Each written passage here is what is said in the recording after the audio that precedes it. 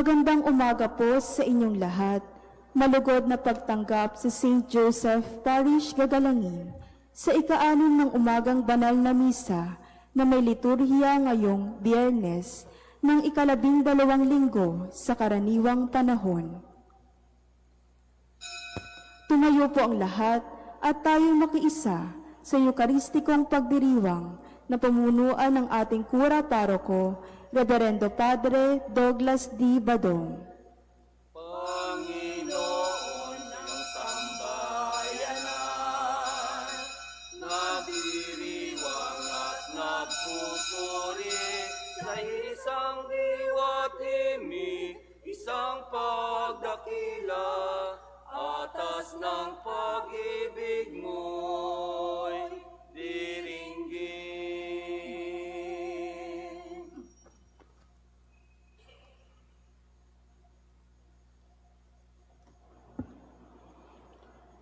Sa ngalan ng Ama at ng Anak at ng Espiritu Santo. Amen. Ang pagpapala ng ating Panginoong Hesus Kristo, ang pag-ibig ng Diyos Ama, at ang pakikipagkaisa ng Espiritu Santo naway sumainyong lahat. At sumaiyo rin. Mga kapatid, aminin natin ang ating mga kasalanan upang tayo'y maging marapat gumanap sa banal na pagdiriwang. Inaamin ko sa mga pangyarihang Diyos at sa inyo mga kapatid, na lubha akong nagkasala sa isip, sa salita at sa gawa, at sa aking pagkukulang. Kaya isinasamo ko sa mahal na Birheng Maria, sa lahat ng mga anghel at mga banal, at sa inyo mga kapatid, na ako'y panalangin sa Panginoong ating Diyos. Kaawaan tayo ng mga pangyarihang Diyos, patawarin tayo sa ating mga kasalanan at patnubayan tayo sa buhay na walang hanggan. Amen. Panginoon, kaawaan mo kami. Panginoon, kaawaan mo kami. Kristo, kaawaan mo kami. Kristo, kaawaan mo kami. Panginoon, kaawaan mo kami. Panginoon, kaawaan mo kami. Manalangin tayo. Ama naming makapangyarihan, kami naway magkaroon ng pitagan at pagmamahal para aming magawang sambahin ang ngalan mo, sapagkat sa mga pinatatatag sa iyong pag-ibig, ikaw ay walang pinababayaang masadlak sa ligali. Inilulog namin ito sa pamagitan ni Jesucristo kasama ng Espiritu Santo magpasawalang hanggan. Amen.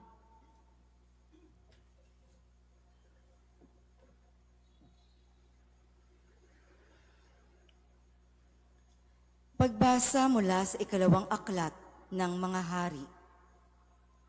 Nang ika-10 araw ng ika-10 buwan ng ika-9 na taon ng paghahari ni Sedekias, tinipon ni Nabucodonosor ang buo niyang hukbo. Kinubkob nila ang Jerusalem at pinaligiran ang mga bantayan. Ang pagkubkob nila ay tumagal ng may 2 taon. Nang ika-9 na araw ng ika-4 na buwan ng pagkubkob sa Jerusalem, umabot na sa sukdulan ang tagutom sa buong lungsod. Noong nabutas ang isang bahagi ng pader ng lungsod, nang makita ito ni Haring Sedekias, kinagabihan ay tumakas siya patungong Araba, kasama ang kanyang mga kawal.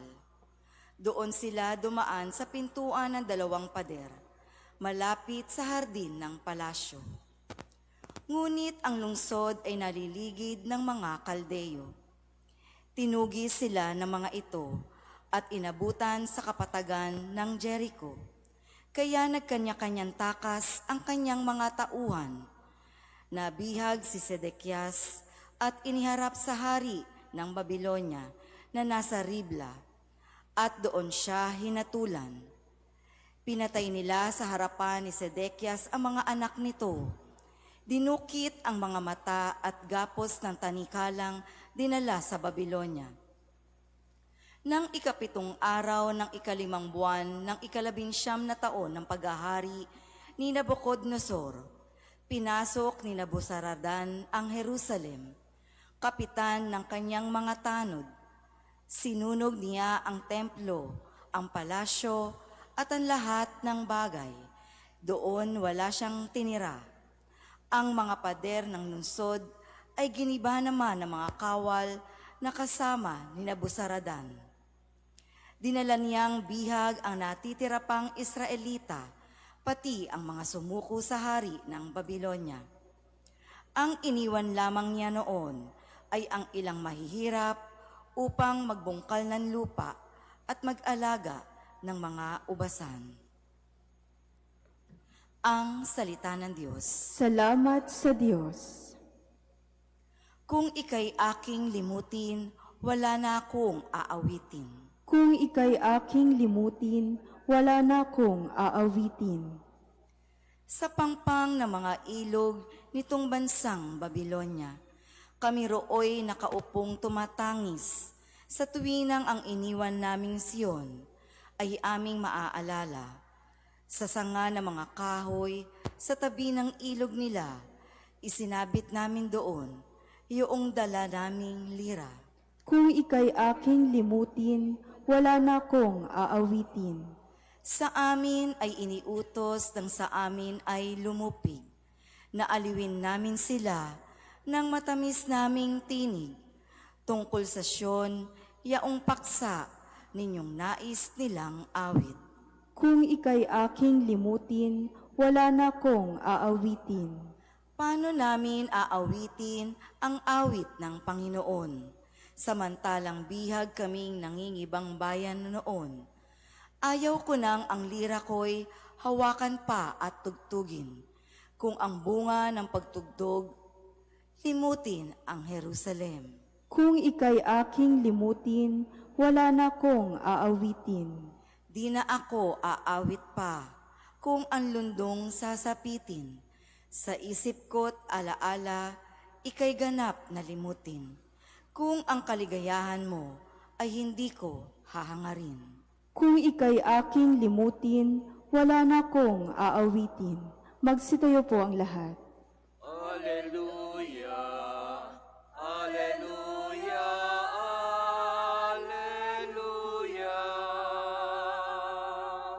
Alleluia, Alleluia, Alleluia, Alleluia, Alleluia. Inako ni Jesucristo ang sakit ng mga tao upang matubos niya tayo. Alleluia, Alleluia,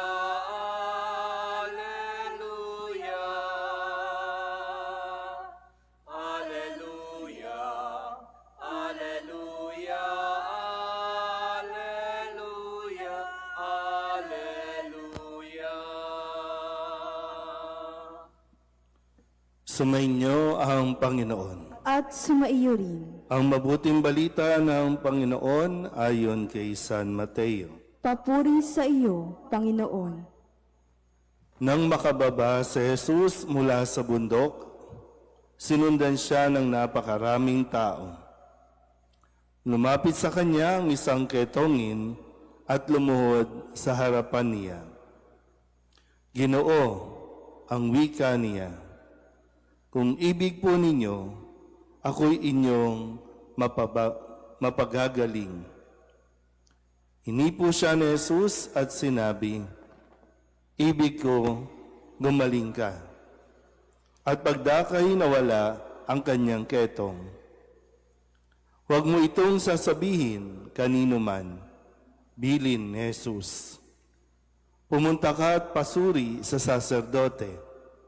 Pagkatapos, maghandog ka ng haing iniuutos ni Moises bilang patotoo sa mga tao na magaling ka na. Ang mabuting balita ng Panginoon. Pinupuri ka namin, Panginoong Hesukristo. Isang magandang umaga po sa inyong lahat. Ngayon po ay Biyernes sa ika-12 linggo sa karaniwang panahon. Sa ating Ebanghelyo, narinig natin ang pag paninikluhod o pagmamakaawa ng isang taong may sakit na ketong para siya ay pagalingin ni Jesus. No? Sabi nga niya, kung ibig po ninyo, ako'y mapapagaling. Noong panahong iyon na wala pang lunas sa ganitong uri ng sakit, dahil ito ay isang sakit na nakakahawa.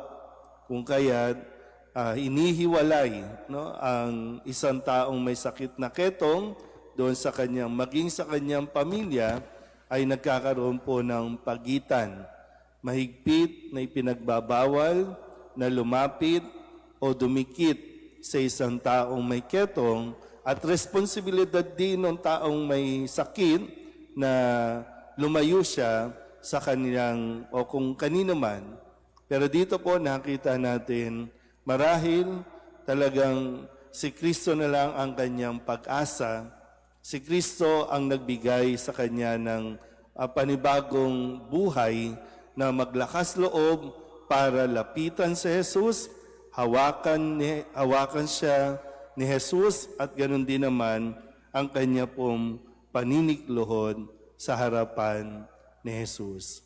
Madali lang naman, no? Tandaan po natin, madali lang kausap ang Diyos. Ang tanong lang nung may sakit, kung ibig po ninyo, mapagagaling ninyo ako. At ang sabi ni Kristo, ibig ko, gumaling ka. Tapos na. Ang bilin lang ni Jesus ay, huwag mo itong ipagsasabi kanino man. Hindi ko alam kung anong sa bahaging ito ng Ebanghelyo ni San Mateo, di ko po alam kung anong dahilan ni Jesus kung bakit ayaw niyang malaman ng maraming tao o ayaw niyang ipagsabi ito nitong taong kanyang tinulungan, taong kanyang pinagaling. Huwag mong sasabihin kanino man. Kasi may ginawa si Jesus sa kanya, may pagbabago sa kanya, pero ang bilin ni Jesus, huwag itong ipagsasabi. Magandang paalala marahil sa atin, lalo sa panahon natin ngayon, meron na pong lunas ang mga sakit na lumitaw noon, pero magandang mapagnilayan natin, bakit ba tayo tumutulong? Kasi lahat naman po tayo may kapasidad tumulong. Kaya ngayon yung tanong, kung ibig mo, mapagagaling mo ako. Para bang kung gusto mo, makakatulong ka. Kung gusto mo, may maiaambag ka. Kung gusto mo. Naiintindihan po ba? Wala isa man sa atin dito. Kahit may sakit, kahit matanda na, senior na, may maitutulong pa, may maibibigay pang tulong sa ating kapwa. Kung gugustuhin lang naman talaga natin. Sa marami ng nangyayari sa paligid natin, sa bansa natin, may bagyo, ngayon tagbagyo, lindol, maging yung mga karahasan na nangyayari sa ating mga kabataan ngayon, sa mga kaguluhan sa ating politika, kung gusto natin maging maayos, may magagawa tayo. Pero gusto ko din bigyan ng pansin yung bahagi na ayaw ni Jesus na ipagsabi ang kanyang ginawa. Sa panahon natin, maraming CCTV, maraming kamera, pero bakit mo gagawin ang magbigay ng tulong? Bakit ka tumutulong? Na parang minsan, maghihintay tayo ng tiyempo, may tao ba? May kamera ba? Bago tayo mag-abot. Kahit nga minsan, yung mga ginagawa natin, of course, may kanya-kanya tayong dahilan, pero yun lang ang tanong, bakit mo ginagawa ang pagtulong? Talaga bang mabuti ang intention mo?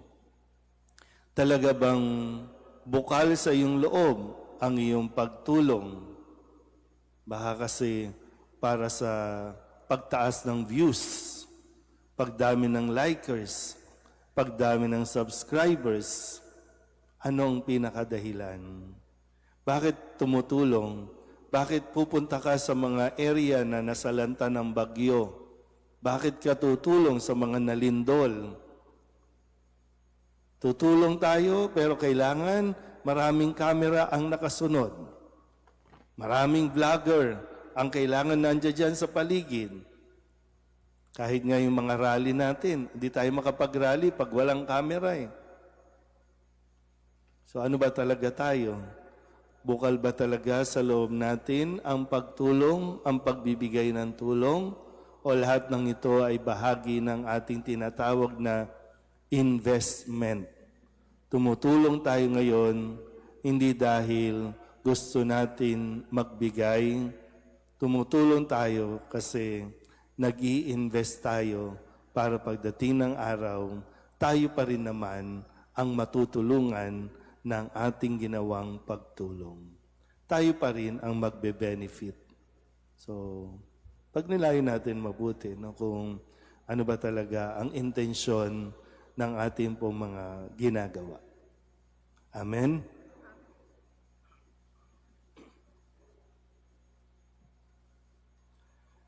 Hinahamon tayo ni Jesus na mag-ipon ng kayamanan.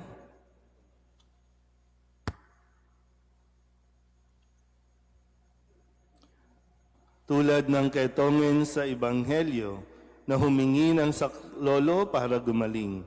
Lumalapit tayo ngayon ng may pananalig sa ating Amang nasa langit upang bigyang pansin niya ang ating mga panalangin.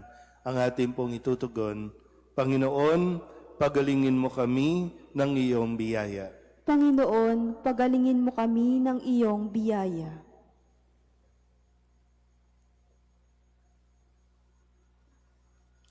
Ang simbahan naway hindi magkulang sa kanyang pagtanggap sa mga isinasantabi at nakakaligtaan ng lipunan. Manalangin tayo sa Panginoon. Panginoon, pagalingin mo kami ng iyong biyaya.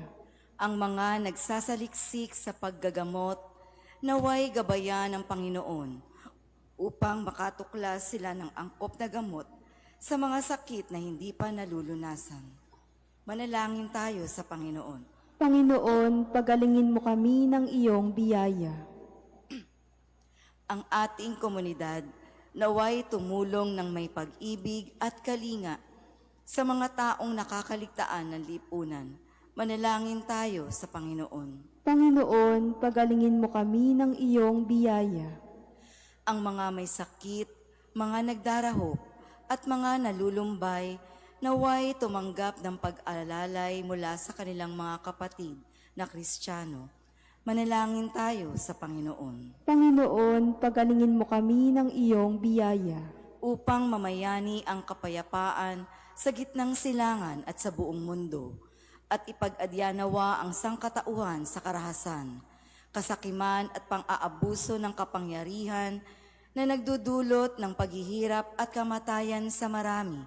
Manalangin tayo sa Panginoon. Panginoon, pagalingin mo kami ng iyong biyaya.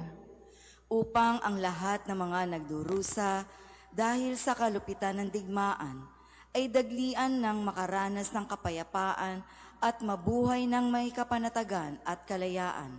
Manalangin tayo sa Panginoon. Panginoon, pagalingin mo kami ng iyong biyaya. Ang mga yumaong nananalig kay Kristo, naway tanggapin sa paghahari ng Panginoon. Manalangin tayo sa Panginoon. Panginoon, pagalingin mo kami ng iyong biyaya. Idulog din natin sa Panginoon ang ating mga personal na kahilingan at mga panalangin para sa ating mga pamilya, kasama din ang mga kahilingan ng mga nanonood sa online. Lahat ng mga misang pasasalamat, espesyal na intensyon, agarang paggaling ng mga may sakit, tang lahat ng mga kaluluwa na inihiling na ipagdasal sa misang ito.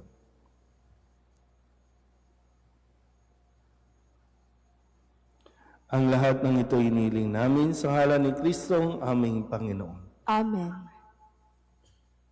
O Diyos, awang di mabilang, tanggapin mo yaring aming alay.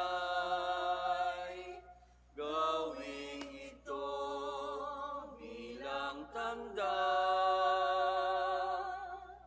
ng aming kaligtasan.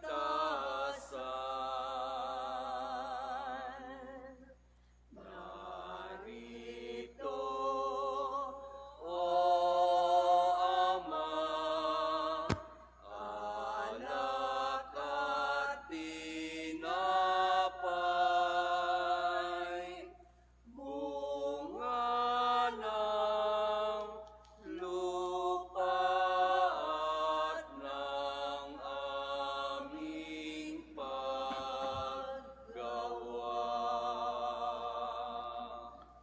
Manalangin kayo mga kapatid upang paghahain natin ay kalugdan ng Diyos Amang makapangyarihan. Tanggapin nawa ng Panginoon itong paghahain sa iyong mga kamay, sa kapurihan niya at karangalan, sa ating kapakinabangan at sa buong sambayanan niyang banal. Ama naming lumikha, tanggapin mo ang aming paghahain ng papuri sa iyong kabutihan sa amin. Sa dulot nawa nitong kadalisayan, kami naway makapag-alay ng iyong kinalulugdan sa pamamagitan ni Jesucristo kasama ng Espiritu Santo magpasawalang hanggan. Amen. Sumainyo ang Panginoon. At sumaiyo rin. Itaas sa Diyos ang inyong puso at diwa. Itinaas na namin sa Panginoon. Pasalamatan natin ang Panginoong ating Diyos. Marapat na siya ay pasalamatan. Ama naming makapangyarihan, tunay ngang marapat na ikaw ay aming pasalamatan. Sa iyong paglingap at kagandahang loob, ang tao'y nilikha mo't pinangangasiwa sa sansinukob. Sa hangad mong siya'y iwastong lubos, siya'y pinagdusa mo sa kanyang pagtalikod. Sa iyong paggiliw, iyong pinahintulot na makabalik siya sa pamamagitan ni Kristo Jesus. Kaya kaysa ng mga anghel ang sisiawit ng papuri sa iyo, nang walang humpay sa kalangitan, kami nagbubunyi sa iyong kadakilaan. Santo, Santo, Santo, Panginoong Diyos ng mga hukbo, napupuno ang langit at lupa ng kadakilaan mo, o sana sa kaitaasan, pinagpala ang naparirito sa ngalan ng Panginoon, o sana sa kaitaasan. Ama naming banal, ikaw ang bukal ng tanang kabanalan, kaya't sa pamamagitan ng iyong Espiritu, gawin mong banal ang kaloob na ito upang para sa aming maging katawan at dugo ng aming Panginoong Heso Kristo. Bago niya pinagtiis ang kusang loob na maging handog, hinawakan niya ang tinapay, pinasalamatan kaniya, pinaghati-hati niya iyon, iniabot sa kanyang mga alagad at sinabi, "Tanggapin ninyong lahat ito at kanin, ito ang aking katawan na ihahandog para sa inyo."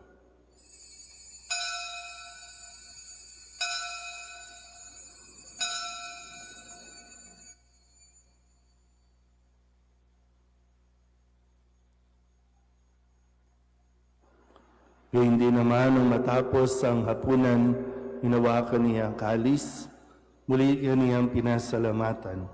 Inabot niya ang kalis sa kanyang mga alagad at sinabi, "Tanggapin ninyong lahat ito at inumin. Ito ang kalis ng aking dugo, ng bago at wala hanggang tipan. Ang aking dugo na ibubuhos para sa inyo at para sa lahat, sa pagpapatawad ng mga kasalanan. Gawin ninyo ito sa pag-alaala sa akin."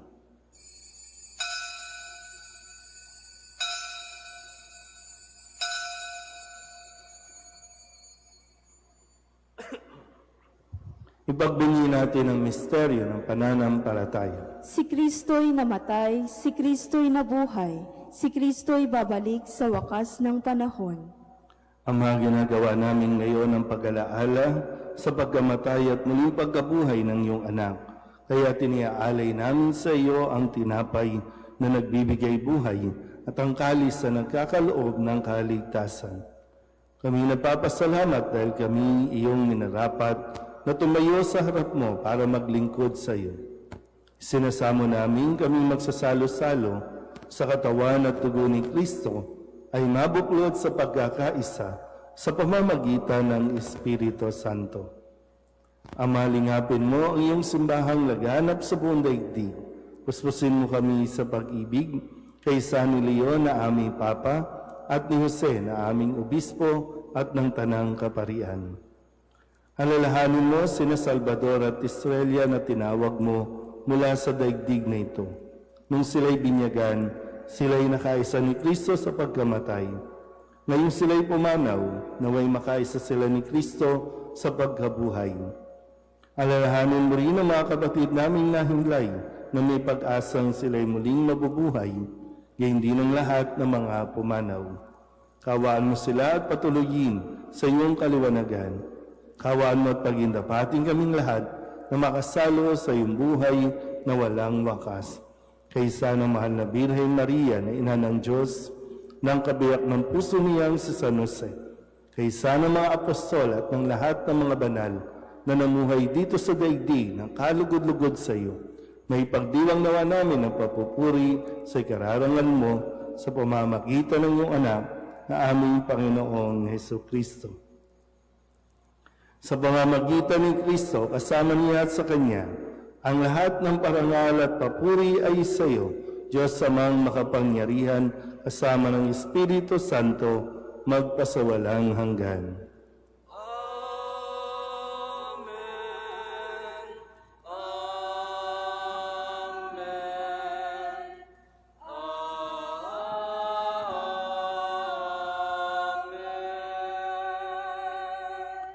Sa tagubili naman nakagagaling na utos at turo ni Jesus sa Panginoon natin at Diyos, ipahayag natin ang lakas loob.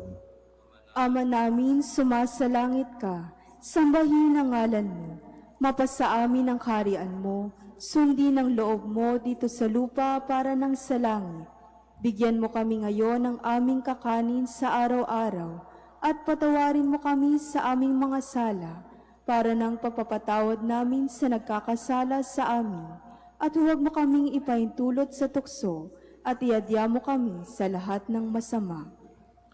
Hinihiling namin kami iadya sa lahat ng masama, pagkalooban ng kapayapaan araw-araw, iligtas sa kasalanan at ilayo sa lahat ng kapahamakan, samantalang aming pinananabikan ang dakilang araw ng pagpapahayag ng tagapagligtas namin sa Hesukristo. Sapagkat iyo ang kaharian, at ang kapangyarihan, at ang kapurihan, magpakailanman. Amen. Panginoong Hesukristo, sinabi mo sa iyong mga apostol, kapayapaan ang iniiwan ko sa inyo, ang aking kapayapaan ang binibigay ko sa inyo. Tunghayan mo ang aming pananampalataya at huwag ang aming mga pagkakasala. Pagkalooban mo kami ng kapayapaan at pagkakaisa ayon sa iyong kalooban, kasama ng Espiritu Santo, magpasawalang hanggan. Amen. Ang kapayapaan ng Panginoon ay laging sumainyo. At sumaiyo rin. Magbigayan tayo ng kapayapaan sa isa't isa. Kordero ng Diyos, na nag-aalis ng mga kasalanan ng sanlibutan, maawa ka sa amin. Kordero ng Diyos, na nag-aalis ng mga kasalanan ng sanlibutan, maawa ka sa amin. Kordero ng Diyos, na nag-aalis ng mga kasalanan ng sanlibutan, ipagkaloob mo sa amin ang kapayapaan.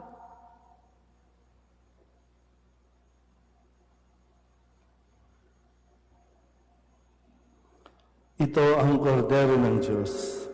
Ito ang nag-aalis ng kasalanan ng sanlibutan. Mapalad ang may nanyayahan sa kanyang piging. Panginoon, hindi ako karapat-dapat na magpatuloy sa iyo, ngunit sa isang salita mo lamang ay gagaling na ako.